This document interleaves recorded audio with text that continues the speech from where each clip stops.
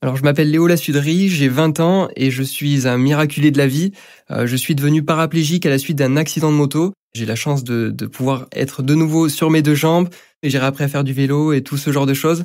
Donc, je vais vous raconter un petit peu mon histoire, comment j'ai réussi à remarcher et à vaincre ce pronostic des médecins qui disaient que je n'allais pas remarcher de ma vie et même pire que j'allais être incontinent. Enfin, tout un tas de choses qu'on n'aime pas entendre. Podcast Story réel. C'était un entraînement à Régade. C'était le premier circuit finalement autour de chez moi, donc vraiment j'ai été dans ma campagne en Corrèze. Tout se passait bien. C'était un samedi d'entraînement comme il y en a eu des centaines, des milliers peut-être. Et j'enchaînais les tours.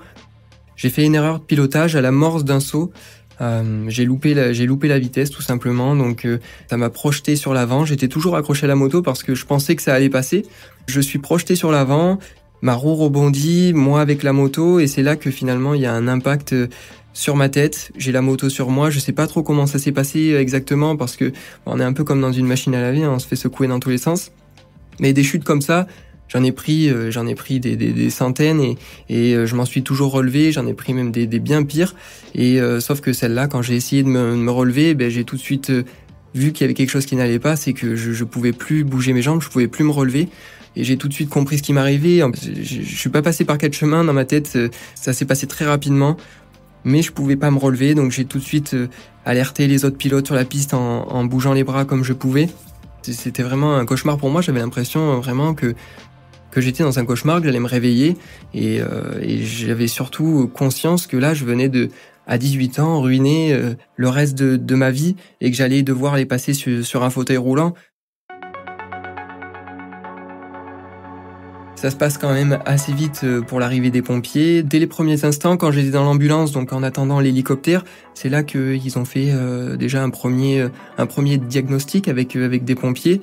Et de là, donc l'hélicoptère est arrivé. On m'a chargé et puis on est parti pour 20 minutes, 30 minutes en hélicoptère jusqu'au CHU de Limoges, donc là où j'ai été opéré. Je revois encore le plafond de l'hôpital défiler devant mes yeux en me demandant ce qui allait se passer pour moi. Et c'est là où je pose les premières questions avec des médecins que j'arrive à avoir. Et donc c'est là qu'on me montre de loin les premières images en me disant regarde, c'est ici, ta cervicale, elle est pas du tout à sa place. Et c'est là que je comprends pas parce que je me dis mais cervicale, moi je l'avais étudié, je savais que du moment où on était touché au cervical, les mains aussi étaient impactées quoi. On n'avait plus de la motricité dans les mains et on était finalement considéré comme tétraplégique. Et moi, c'était pas le cas. Je sentais encore très bien mes mains. Donc je comprenais pas. Mais eux non plus ne se prononçaient pas. Ils disaient écoute, on sait pas trop pour le moment. On va opérer, on va voir s'il y a un neurochirurgien disponible, tout ça. Donc j'ai attendu finalement très peu de temps. Le neurochirurgien est arrivé. Et c'est de là que je lui ai posé la question. Je peux passer par quel chemin? J'ai dit est-ce que j'ai des chances de remarcher? Et ce neurochirurgien donc qui m'a opéré par la suite m'a répondu en me disant je peux pas me prononcer tout de suite, mais j'ai déjà vu des cas un petit peu plus graves qui arrivaient à récupérer un peu. Voilà, il voulait pas trop me faire peur, mais moi, du moment où il m'avait dit ça, je me suis dit mais pour moi, il y a un espoir, c'est sûr, il a pas dit ça pour rien. Donc je vais m'accrocher à ce qu'il a dit et donc de là on m'endort, on m'opère pendant plus de 3 heures. Donc on m'ouvre le devant de la gorge finalement, on m'enlève la cervicale qui était en appui sur la moelle épinière, on me la remplace par une cale en céramique, donc à la place de cette cervicale, et on me vient fixer tout ça avec une plaque en titane. Donc je me suis réveillé le lendemain aux alentours de 10h30, sans vraiment trop comprendre ce qui s'était passé et surtout en me disant ok, donc c'était pas vraiment un cauchemar quoi, tu te réveilles mais t'es toujours dans la même galère on va dire. Donc de là, je vois les premières infirmières qui ont vraiment été super avec moi dès le début. C'est compliqué de dire ça parce que c'était vraiment les pires moments de ma vie, mais pourtant j'en garde un souvenir quand même hyper apaisant, hyper bienveillant. Et franchement, ces infirmières-là, je les oublierai jamais parce qu'elles ont été un petit peu, elles ont été clairement le début de ma deuxième vie. Donc c'est comme si on se retrouvait un petit peu à la maternité et c'était les sages-femmes qui nous mettaient au monde. C'était un petit peu le même procédé finalement. Suite à l'opération, je risquais de perdre l'usage de mes doigts, de mes mains, et même pire, parce que les opérations proches de la moelle épinière, c'est assez délicat. Il suffit qu'on touche un petit peu là où il faut pas, ou qu'on touche tout simplement avec une aiguille, ça peut avoir des répercussions à vie. Mes parents, mon entourage ne savaient pas vraiment comment, dans quel état j'allais être à mon réveil, que ça soit psychologiquement, que ça soit physiquement. Donc moi, dès le début, voilà, je me suis réveillé, je me suis dit, ok, il se passe ça, maintenant, il va pas falloir perdre du temps à baisser la tête, à s'apitoyer sur son sort. Faut que j'y croie, c'est le seul moyen pour que je m'en sorte, c'est d'y croire, malgré que on me fasse comprendre un petit peu le contraire. Elle me faisait comprendre en me disant, tu sais, il y a des signes qui montrent que malheureusement, remarcher, ça va être très très compliqué. Il va plus falloir que tu te fasses à la vie en fauteuil. Enfin, voilà, je voyais bien qu'elle tournait autour du pot, mais elle essayait de me faire comprendre que malheureusement ma vie maintenant, elle allait être complètement différente et qu'elle allait se faire dans un fauteuil roulant. Donc moi, tous ces discours-là, je les entendais, mais je me posais pas trop de questions dessus. Je me disais non, il faut pas que ça m'atteigne, il faut pas que je commence à partir dans cette direction-là. Au moment de cet accident, j'avais cette âme, et je l'ai toujours, je pense, cette âme de compétiteur, parce que j'ai fait de la compétition, comme j'ai pu le dire, assez jeune. Donc vraiment, je prenais tout ça comme une compétition en me disant, celle-ci, t'es obligé de la gagner, quoi. Il y a pas 1000 solutions. Donc si tu veux t'en sortir, il va falloir que tu sois le premier cette fois-ci. Que ça soit du motocross, de la moto sur piste, vraiment tout ce qui était sport extrême, c'est quelque chose qui me faisait vibrer. Il y avait cette sorte d'adrénaline, et donc au fil des années où j'enchaînais les week-ends de moto, c'est vrai que j'aimais bien poster un petit peu tout ce que je pouvais faire sur les réseaux sociaux, parce que pour moi, je me rendais compte de la chance que j'avais, des sacrifices que mes parents faisaient pour pouvoir me faire pratiquer ma passion, parce que c'est un sport quand même qui coûte assez cher, qui est prenant. C'est pas tous les parents qui se lancent là-dedans. Donc moi, j'étais conscient de la chance que j'avais. Donc c'est vrai que je postais, que ce soit mes résultats, des vidéos où je pouvais rouler, ce genre de choses. Donc voilà, c'était vraiment une fierté pour moi de montrer ça sur les réseaux sociaux. Et j'adorais tout simplement, voilà, faire mes petits montages, publier un petit peu de contenu autour de ça, autour de ma passion, de ce qui me faisait vibrer clairement. Et finalement, cette idée de vouloir un petit peu partager ma vie, elle s'est poursuivie au fil de ma rééducation, et dès le début, finalement, dès les premiers jours qui ont suivi mon accident, j'ai pu reprendre mon téléphone, publier une première photo en disant écoutez, voilà ce qui se passe, voilà ce qui m'arrive, mais je vais pas m'arrêter là, j'ai envie de me battre, et je vais vous montrer un petit peu que voilà, je prends ça comme une compétition, et que celle-là, je veux aller au bout. Parmi les premières compétitions et les petites courses qu'il y a eu, ça a été de trouver un centre de rééducation. C'est vraiment une course contre la montre.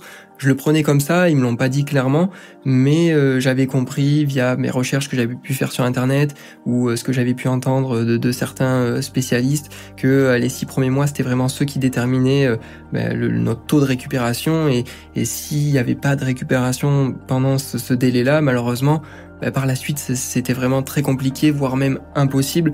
On parlait de 95% de chance, enfin 95% de taux de récupération dans les 6 premiers mois, et seulement 5 passé ces 6 mois.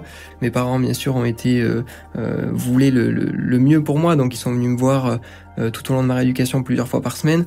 Donc à ce moment-là, quand je rentre à ce centre de rééducation à Bordeaux, c'était seulement 10 jours après mon arrivée en réanimation, et donc mon accident. Tout le monde était surpris d'ailleurs de voir que quelqu'un, seulement 10 jours après son accident, pouvait intégrer un centre de rééducation. On me disait pas clairement, moi on m'a pas dit clairement Léo, tu ne remarcheras pas. Ils se sont plus confiés du coup à mes parents en leur disant que je ne remarcherai plus, que je serai incontinent, que cette opération où on m'a posé une plaque, elle servait juste qu'à me tenir la tête. Donc c'était vraiment des mots assez forts et que moi je n'avais pas à entendre, parce qu'à 18 ans, c'est vrai qu'on est jeune, et ça aurait pu avoir des répercussions sur la suite de ma rééducation. Donc moi, c'est des choses que j'ai pas su tout de suite, bien que j'en étais un petit peu conscient, mais les infirmières et tout le personnel soignant, que ce soit les kinés, les médecins, ils prenaient quand même des pincettes avec tout ça, ils essayaient d'arrondir un petit peu les angles, et à me faire passer le message, mais de manière un petit peu plus douce. C'est vrai qu'il y a eu des grandes étapes importantes et fondamentales pour moi, des choses que je n'oublierai jamais. Au CHU, en réanimation, où là j'avais commencé à demander le motomètre. Donc le motomètre, c'est une sorte de vélo qui tourne tout seul parce que je supportais pas ne pas voir mes jambes bouger tout simplement. Donc je demandais ce genre d'appareil pour pouvoir voir mes jambes bouger, pouvoir m'imaginer en train de les bouger. La visualisation, c'est quand même assez important dans la rééducation. Les jours se passent, je rentre au centre de rééducation de Bordeaux et les 17 premiers jours exactement, il se passe rien du tout. Jusqu'au 18e où à force de réfléchir, à force de vouloir provoquer le mouvement, je vois quelque chose mais de très faible, de très léger. Et à ce moment-là, je suis super content. Je me dis, mais si à 17 jours j'arrive à faire ne serait-ce que 1 centimètre de mouvement sur les côtés, c'est incroyable, je vais pouvoir évoluer encore. Ça me permettait aussi d'y croire de plus en plus, de voir des muscles se contracter très légèrement, mais se contracter quand même. Du coup, moi, c'est vrai que ça me faisait croire encore plus en mes rêves et en ma possibilité de pouvoir remarcher. J'avais en plus de ça mon entourage qui était hyper présent, hein, même à Bordeaux. Et quand on est très jeune comme ça, c'est hyper compliqué. Je pense que même à tout âge, mais l'entourage, c'est hyper bénéfique quand on vit ce genre de moment. C'était le jour 36 où là j'ai pu vraiment me mettre sur mes 2 pieds, pousser dans mes jambes très fort et réussir à me lever. Quand j'arrivais à faire ce genre d'exercice, même bouger la jambe quand j'étais sur le fauteuil au 17e jour, c'est des choses que j'arrivais à faire, mais un certain temps, c'est-à-dire que je pouvais le faire 3-4 fois. Et puis à partir de ce moment-là, plus rien parce que mes muscles étaient très fatigables et du coup je pouvais plus le refaire. Donc psychologiquement c'était assez difficile de pouvoir se dire oui j'y arrive mais pas tout le temps. Mais je savais que en le faisant, j'arrivais peut-être à me remuscler et à pouvoir le faire de mieux en mieux et de plus en plus longtemps. Au cours de ma rééducation, j'ai eu des moments où ça progressait très bien et surtout au début c'était vraiment exponentiel, où j'arrivais de jour en jour à pouvoir voir des progrès. Ça dépendait des jours aussi, hein. Suivant si j'avais bien dormi, si j'avais bien mangé, peu importe. Il y a plein de facteurs qui rentraient en jeu et ça j'ai appris à le comprendre. Et c'est aussi ce qui m'a permis à apprendre à me connaître, parce que c'est hyper important d'apprendre à connaître son corps à ce moment-là. Ce qui est important dans ce genre de moment, c'est de s'imaginer en train de le faire avant de pouvoir commencer l'exercice. Donc voilà, l'imagination il fait beaucoup pour vraiment que le cerveau assimile un petit peu ce qu'on souhaite faire et peut-être provoquer aussi le mouvement. Donc voilà, c'est important et j'arrivais à progresser comme ça et c'est vrai que j'ai passé un été 2020 où vraiment les progrès étaient de jour en jour, enfin en tout cas moi ils étaient hyper importants, mais je me contentais pas de tout ça. Finalement j'étais content que ça évolue, mais je criais pas victoire à chaque fois. Pour moi j'en voulais toujours plus et c'est ce qui m'a mené vraiment à en être là où je suis aujourd'hui. Donc au cours de ma rééducation, j'ai tenu à faire des vidéos au quotidien pour informer mes proches, mon entourage, mes amis et aussi les réseaux sociaux parce que ils ont été un soutien important dans ma rééducation. Elle a duré 128 jours, donc elle aurait pu durer bien plus longtemps. Il y en avait qui étaient là depuis très longtemps.